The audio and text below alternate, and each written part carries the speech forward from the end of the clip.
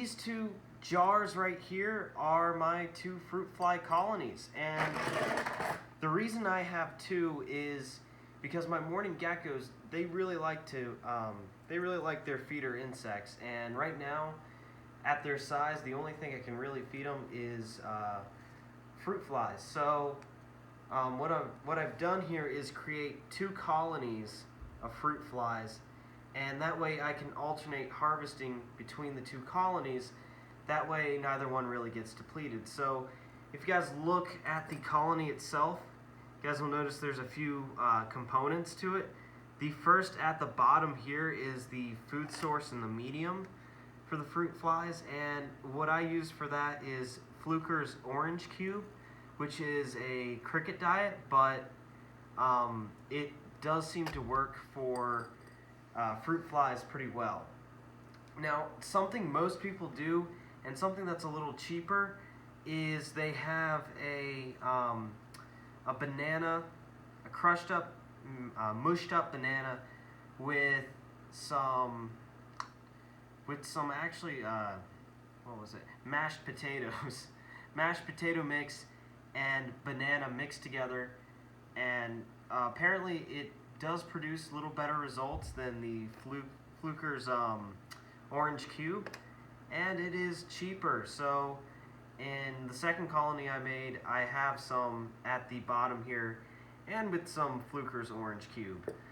So the process of making one of these colonies is actually super easy and really inexpensive.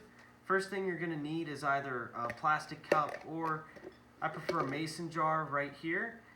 Those are, fairly cheap to get. Second thing you need, as I said earlier, is your substrate. So I'm just going to make a mock-up one in this cup right here so you guys can see. And just sprinkle some in at the bottom right here. And then take some of this wood floss right here.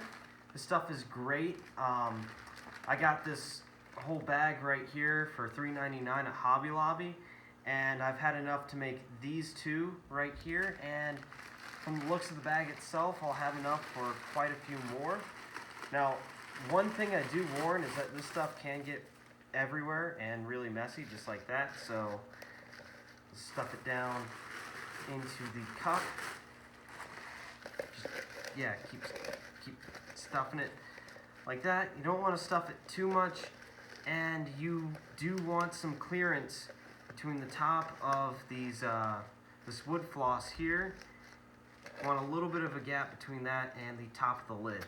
So then the next thing you'd want is a paper towel, napkin, anything really to just cover the lid of the thing, and then you put a rubber band around the top, and that's it pretty much. Add in your fruit flies and you have a colony that's good probably for a month or so.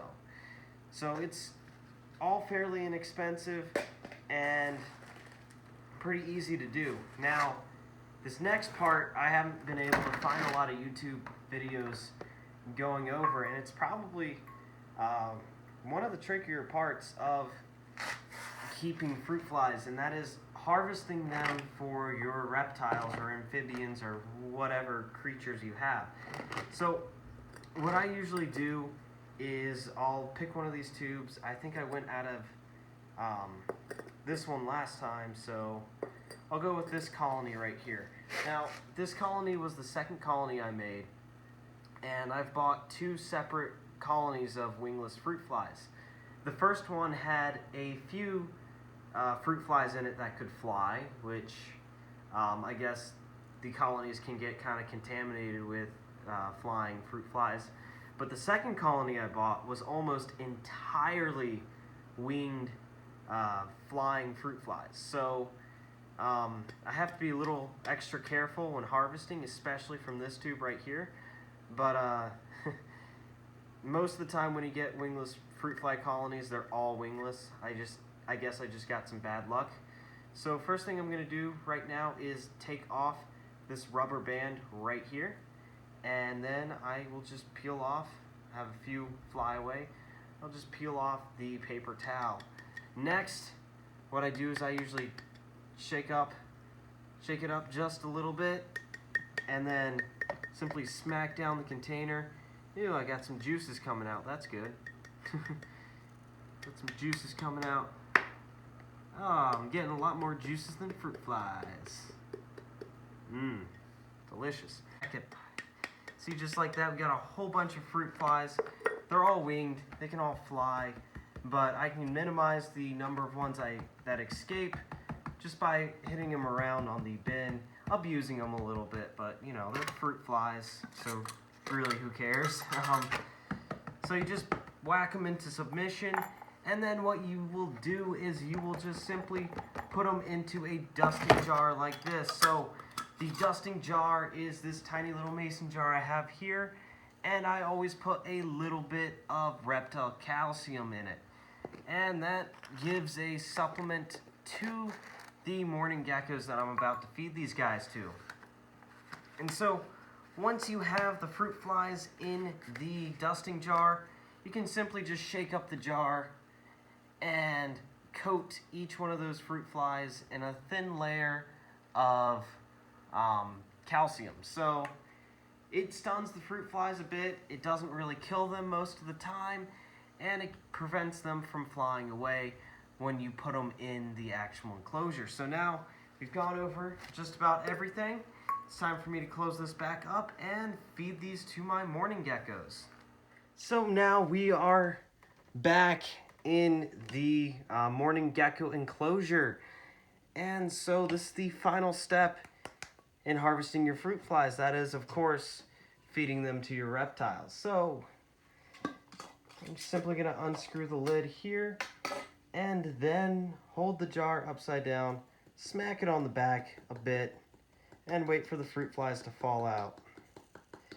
Another benefit to dusting the fruit flies is that when they're covered in dust, or calcium, I should say, they can't fly away.